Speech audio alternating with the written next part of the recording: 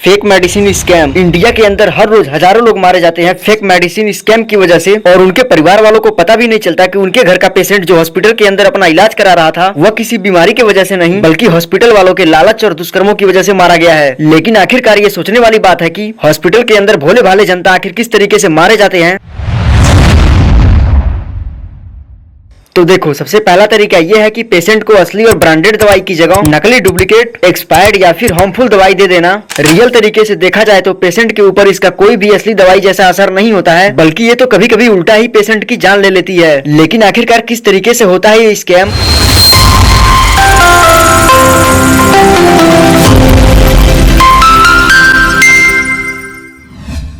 देखो, सबसे पहला तरीका यह है कि कोई भी बड़ी ब्रांडेड दवाई का डुप्लीकेट कॉपी बनाना। हमारे इंडिया के अंदर ही कुछ ऐसे कंपनी हैं जो हूबहू असली दवाई का कॉपी करके नकली दवाई ऐसे बनाती हैं जैसे मानो रिश्ते में चाइना के बाप हैं। अरे बेवकूफो, अगर यही दिमाग किसी अच्छी जगह पे लगाते तो मुझे इस वीडियो के माध्यम से तुम्हें रोस्ट करना नहीं पड़ता। यानी ये लोग तो दवाई पर ब्रांड नेम सेम लिखते हैं, लेकिन उसके अंदर घटिया और सस्ते दवाइयाँ पैक की हुई होती है। यहाँ तक की एक्सपायर्ड और रिजेक्ट दवाइयों को भी दोबारा पैक कर दिया जाता है ताकि इसे मार्केट में बेचकर कुछ पैसे कमाया जा सके। और हैरानी की बात तो ये है कि हॉस्पिटल द्वारा जिन दवाइयों को खरीदने के लिए डील हुई होती है उनसे ना लेकर के जानबूझकर नकली और सस्ती दवाइयां खरीदते हैं, जिसके बाद ये हॉस्पिटल वाले इन्हीं दवाई को हाई प्राइस पर भोले भाले जनता से बेचते हैं, जो नेशनल फार्मास्यूटिकल प्राइस अथॉरिटी यानी NPPA के खिलाफ होता है। लेकिन यहाँ पर भी ये लोग कुछ फर्जीवाड़ा करते हैं, जिसके बारे में वीडियो में आपको आगे बताऊंगा। और इसी स्कैम का एक रियल केस तो देखो, लेकिन उससे पहले आपको कीमोथेरेपी के बारे में पता होना चाहिए। जब किसी को कैंसर होता है तो कैंसर पोजिंग सेल्स को मारने के लिए पेशेंट को कीमोथेरेपी दी जाती है। ये इतना दर्दनाक होता है कि इसे लेने के बाद पेशेंट को हैवी बॉडी पेन,